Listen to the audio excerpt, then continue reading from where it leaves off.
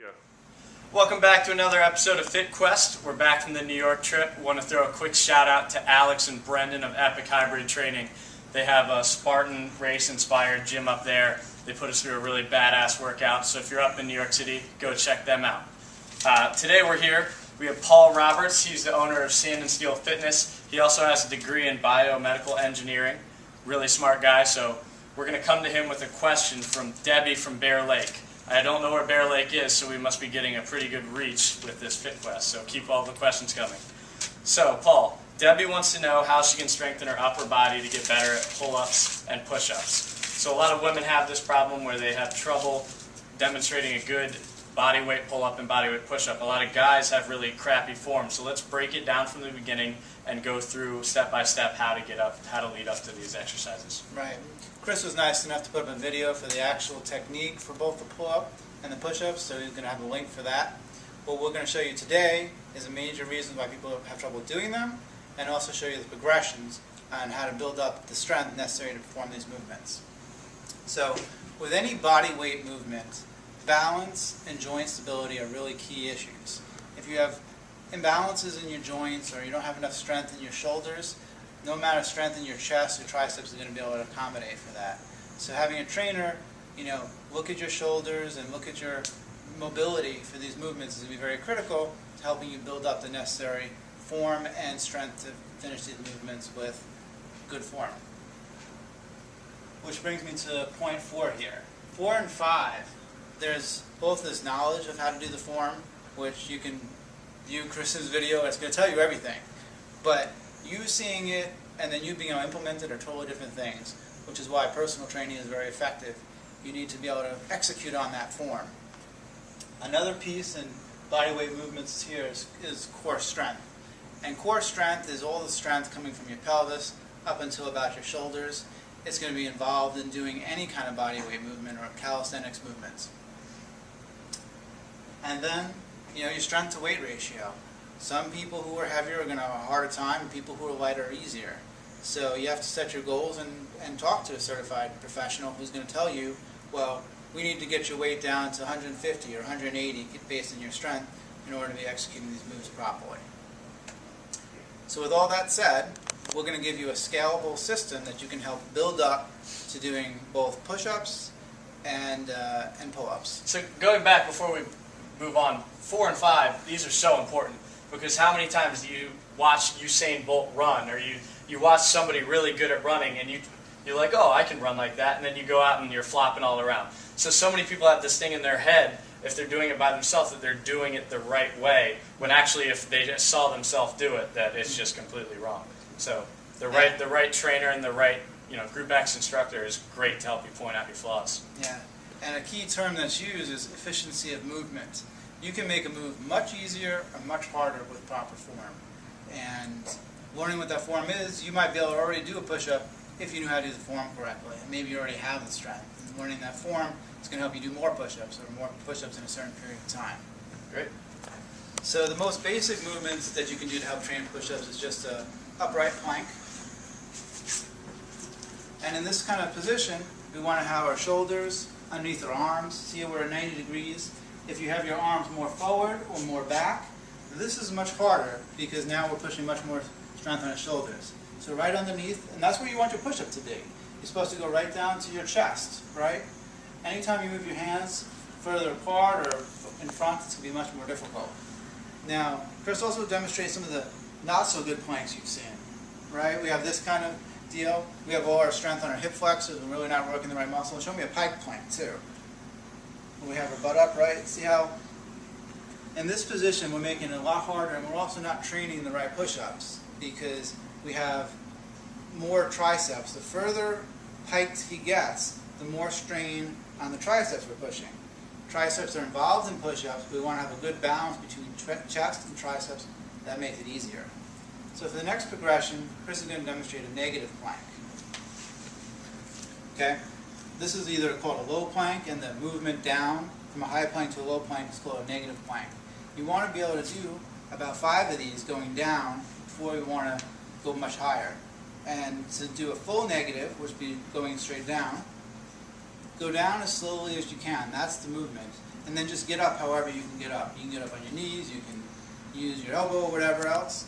And these negatives are a technique that can be used in a lot of body weight movements to get stronger. And once you've mastered these basic floor movements, we're going to move to more advanced movements, which uses either suspension training or our exercise tubing. We're going to demonstrate both.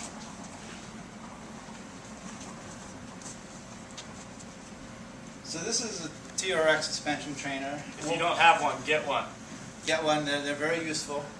And basically what we're going to press do is come down into basically like a standing bench press, essentially. Okay? And push back up. Make sure we have our arms high enough so we're not hitting our shoulders. Go ahead and do it again. Good. If you want to make this easier, you just walk towards your hands. If you want to make it harder, you walk away. You can also adjust the height of the straps to get that as well. We can do the same movement with exercise straps. They're going to work on the same way. He's going to have it over here. He's just going to push straight forward.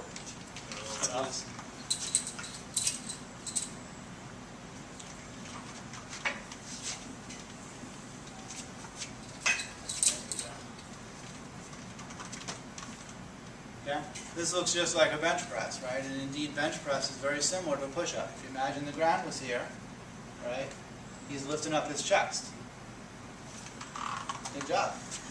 So, if you can do the TRX suspension push-ups and you can do exercise strap, where do we go next? And next is really to make the push-up easier itself. This helps get the right form. And here we're going to demonstrate what a bench push-up looks like.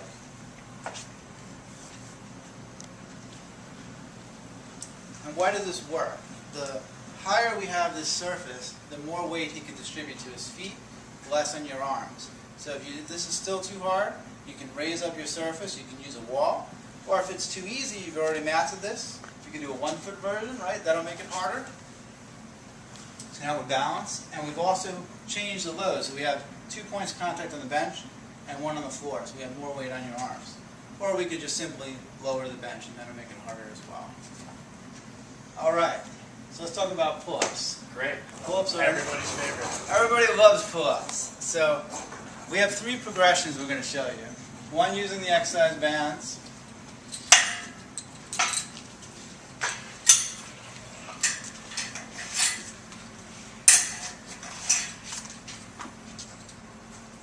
And this is often known as a lateral pull-down. You see these machines in a lot of gyms. If you don't have one of these big gyms, you can use just an exercise tubing. And the idea, right, is to imagine that this is a bar, and you're just basically pulling down the bar. It's the same movement as a pull-up. And you can make this as hard or as easy as you want until you have enough resistance, you effectively tend to lift your body and your knees off the ground. What happens after that? Well, there's 2 movements that they use a lot. I'm going to take this down here.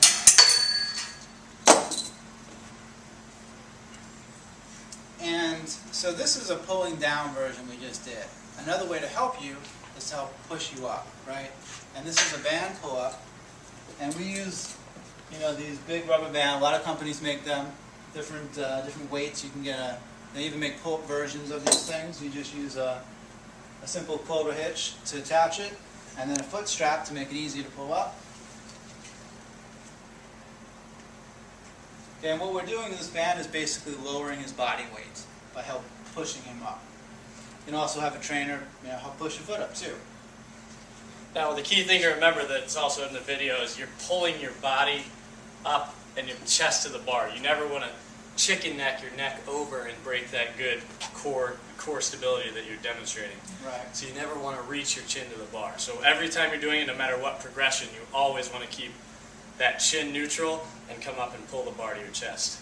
Another good reason to do that is once you get really good at pull-ups, you're going to want to do chin to bar. You're going to want to learn to do bar muscle-ups, right? And if you're only training up to here, it's not a full range of motion, and then you're going to struggle to get to the next more advanced pull-up. Absolutely. We're going to do a similar variation with this with the bench.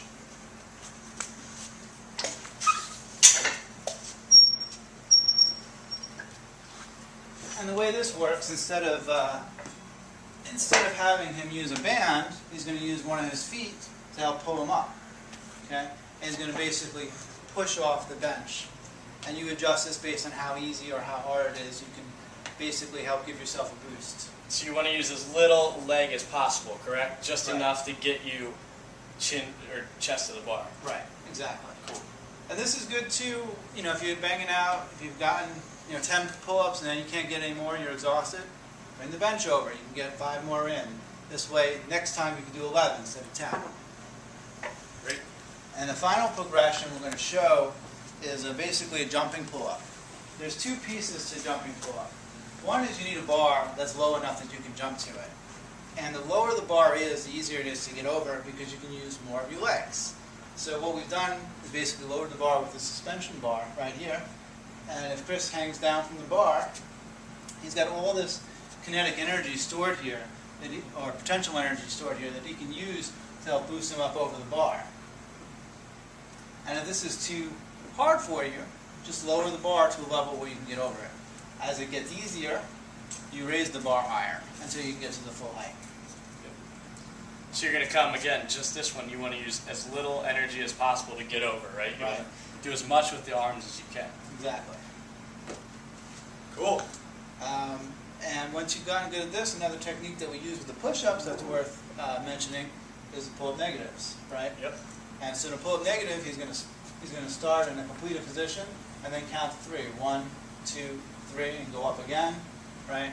1, 2, 3. These are much harder than regular pull-ups, but they're going to get you to be able to do more. Great. Well, thanks a lot for coming on. Debbie, I hope the question is answered. So start with progression 1 of each and then work your way up every week or every time. You should try to get a little farther and farther.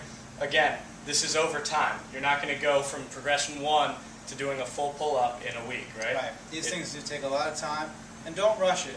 Focus on the progression so you don't get injured.